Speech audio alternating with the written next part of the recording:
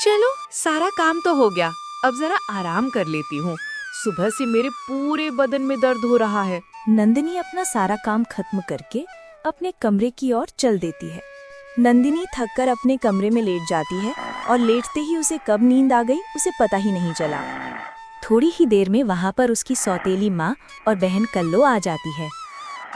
देखा माँ कैसे अपने कमरे में आराम से सो रही है और हम बाहर धूप में सब्जी लेकर आ रहे हैं। रुक, अभी इसे मजा चखाती हूँ। अरे वो महारानी, नींद पूरी हो गई हो तो उठ जा, फट्टे मुंह तेरे। नंदिनी थककर सो गई थी, इसीलिए उसे अपनी माँ की आवाज सुनाई नहीं दी।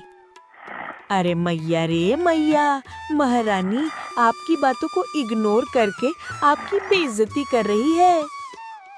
कल मुही की इतनी हिम्मत, इसको तो मैं नहीं छोड़ूंगी। इसकी ये मजाल मेरी बात न सुने। ऐसा कहकर कल्लो की माँ पास में रखे डंडे को उठा लेती है और नंदिनी को मार मार कर उठा देती है। क्या हुआ माँ? क्यों मार रही हो मुझे? लग रही है, मत मारो माँ। क्यों दीदी, हो गई आपकी नींद पूरी? बड़े आराम से खर्राटे मार रही थी।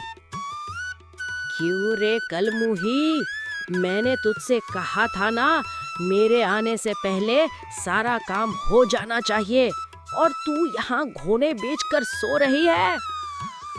वो माँ, मैंने घर का सारा काम कर लिया था तो थोड़ा आराम कर रही थी। चुप, बहाने बनाना बंद कर, काम चोर कहीं की। ज्यादा नाटक किया तो तुझे भी तेरी माँ के पास भेज दूंगी। माँ, आप ऐसा क्यों बोल रही हो? मेरी माँ बहुत अच्छी थी। अच्छा, तो तू मुझे बताएगी तेरी माँ कैसी थी?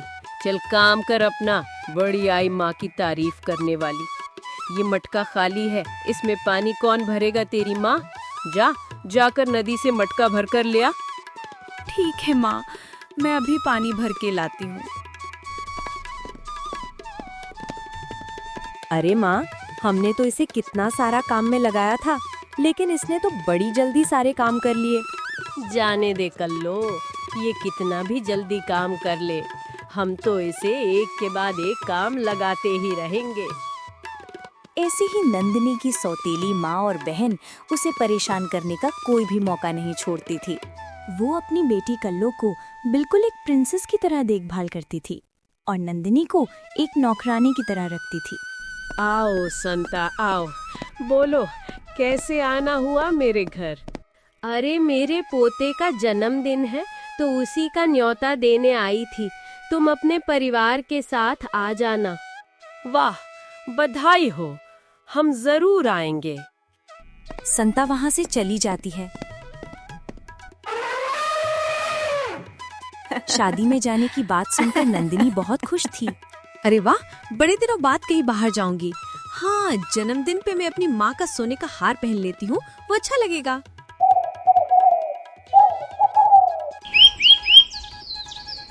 अगले दिन जन्मदिन में जाने के लिए नंदिनी अपनी माँ का सोने का हार पहन लेती है। तभी उसकी सौतेली माँ और बहन वहाँ पर आ जाती है। अरे मैया रे मैया, माँ आज तो दीदी बड़ी अच्छी लग रही है। लेकिन दीदी, आप इतना सज धज के कहाँ जा रही हैं? अरे कल्लो, वो आज संता बुआ के पोते का जन्मदिन है ना, उन्होंने तो हमें न्योता भी दिया है, उसी में जाने के लिए तैयार हुई हूँ। हाँ, वो न्योता सिर्फ हम दोनों के लिए था, तुम्हारे लिए नहीं था। घर पर इतना सारा काम है, घर में रहो, समझी? माँ, मेरा पार्टी में जाने का बहुत मन है। मैंने तो घर के सारे काम कर लिए हैं। प्लीज माँ, प्लीज मुझे आने दीजिए ना। मैं कुछ बोल नहीं रही हूँ, तुम मेरे सिर पर चढ़ रही है। इधर लावो हार और चुपचाप घर में बैठ, वरना तेरी खैर नहीं। दोनों माँ बेटी सज धज कर पार्टी में चली जाती है। बेचारी नंदिनी को बहुत बुरा लग रहा था।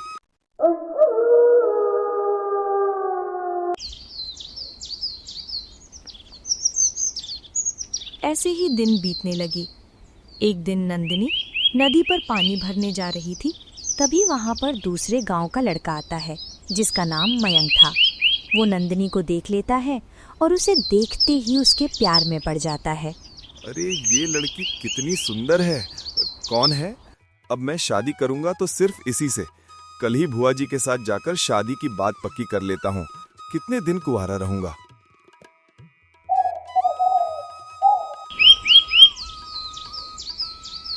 अगले ही दिन मयंक अपने बुआ जी को लेकर नंदिनी के घर पहुंच जाता है। कोई है? जरा बाहर आओ। आवाज सुनते ही कल्लो की माँ बाहर आती है। हाँ बहन जी, बोलिए आप कौन? मैं अपने बेटे का रिश्ता लाई हूँ। जब से उसने आपकी बेटी को देखा है तब से सपने में खोया है। आओ बहन, आओ अंदर आओ। बाहर क्यों खड़ी हो? ये देखो, मेरी बेटी तो है ही इतनी सुंदर, लेकिन अभी तक मैंने अपनी बेटी की शादी के बारे में सोचा नहीं है। अरे तो क्या हुआ, अब सोच लीजिए। हमारा मयंक को ऐसा वैसा मत समझिए। उसकी बैंक में नौकरी है और उसका खुद का एक बढ़िया सा घर भी है। वो आपकी बेटी को रानी बनाकर रखेगा। रुको बहन, मैं अपने बेटियों से थोड़ी पूछताछ कर लूं, फिर बताती हूँ। वो अपनी दोनों बेटियों को लेकर कमरे में चली जाती है। अरे सुन कल्लो, ये लड़का तो बड़ा अमीर लग रहा है, और तो और ये खुद चलकर हमारे पास आया है। हमें इस मौके को नहीं गंवाना चाहिए। हाँ माँ, और दिखने में भी बड़ा हैंडसम है। मुझे ये रिश्ता मंजूर है। कल्लू और उसकी माँ ये सोचकर खुश हो रही थी कि मयंक कल्लू से शादी करना चाहता है। ठीक है, फिर हमें ये रिश्ता मंजूर है। अरे वाह, बधाई हो मयंक बेटा। अरे बहन जी, मुंह तो मीठा कीजिए। मयंक जरा अपनी होने वाली बीवी के पास जाकर खड़ा तो हो जा। देखे तो कि दोनों की जोड़ी कैसी लग रही है। बुआ जी के ऐसा कहने पर मयंक नंदिनी के पास जाकर खड़ा हो जाता है। अरे माँ, ये तो दीदी के लिए यहाँ आए हैं, मेरे लिए नहीं। मतलब अब दीदी की शादी इतने अमीर लड़के से होगी? नहीं, ये शादी नहीं हो सकती है अब। क्या? लेकिन क्यों? अभी तो आपने कहा था कि आपको ये रिश्ता मंजूर है।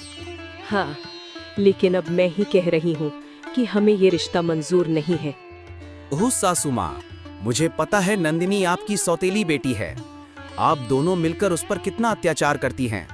अगर आप चुपचाप नंदिनी की शादी मुझसे नहीं करवाई तो आगे का सोच लीजिएगा। अरे माँ, ये तो धमकी दे रहा है। अगर आपकी हरकत सबको बता दिया तो मुझसे शादी कौन करेगा? सुनो मयंक बेटा, मैंने ऐसा कब कहा कि तुम्हारी शादी नहीं हो सकती?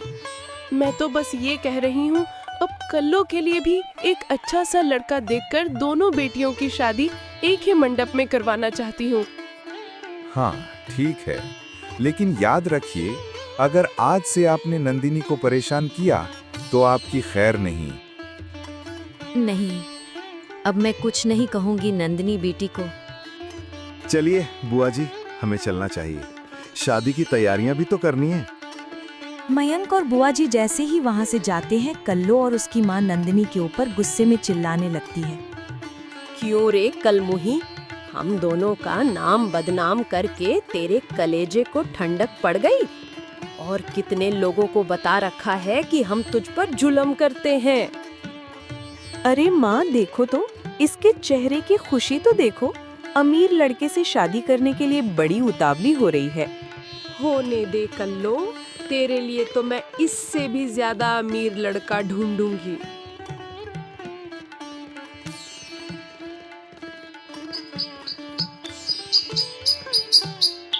कुछ दिनों बाद कल्लू की माँ ने उसके लिए एक अच्छा सा लड़का देखकर दोनों बेटियों की शादी एक ही मंडप में धूमधाम से करा देती है।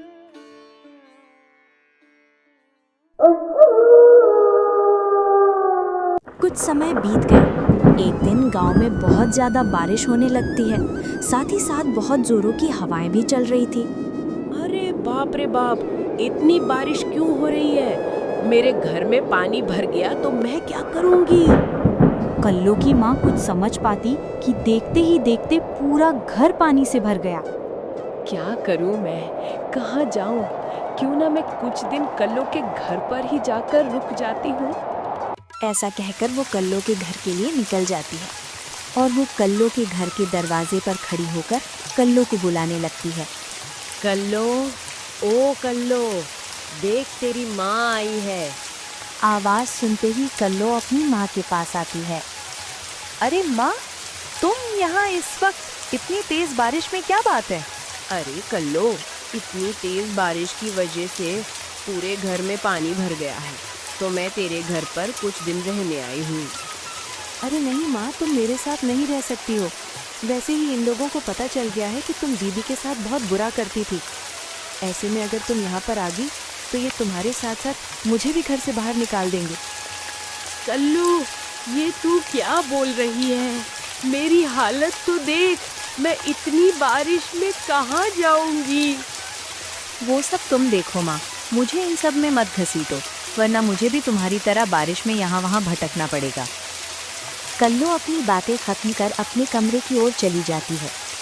कल्लू की ऐसी बातें सुनकर उसकी माँ की आंखें भर गईं और वो वहाँ से चली जाती है। एक पेड़ के नीचे बैठकर रोने लगती है। हे ऊपर वाले, ये कैसे दिन देखने पड़ रहे हैं? आज मेरी खुद की बेटी मुझे घर में रहने से मना कर दी। बेचारी फूट फूट कर रोने लगती है। तभी मयंक उसे देख लेता है और घर जाकर सारी बात नंदिनी को बता देता है और वो नंदिनी को लेकर कल्लो के माँ के पास आ जाता है। माँ, क्या हुआ? आप ऐसे यहाँ रो क्यों रही हो इतनी बारिश में?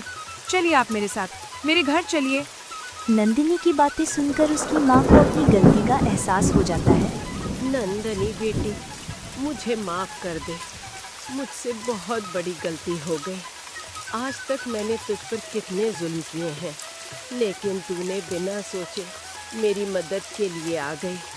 अरे माँ, तुम ऐसी बातें क्यों कर रही हो? क्या हुआ है? ये तो मेरा फर्ज है। कल्लो की माँ ने सारी बात नंदिनी और मयंक को बता देती है। अच्छा, तो ऐसी बात है तो आप चिंता क्यों करती हैं माँ? कल्लो ने आपको घर में नहीं लिया तो क्या हुआ? आपकी दूसरी बेटी भी तो है। चलिए, आज से आप हमारे साथ हमारे घर में रहिए। वैसे भी आपके बिना मेरा मन नहीं लगता है। हाँ हाँ, चलिए सासू माँ, वैसे भी आपको आपके गलती की सजा तो मिल ही चुकी है। दोनों मिलकर अपनी माँ को घर में ले आते हैं और सभी हंसी खुशी एक साथ रहने लगते हैं।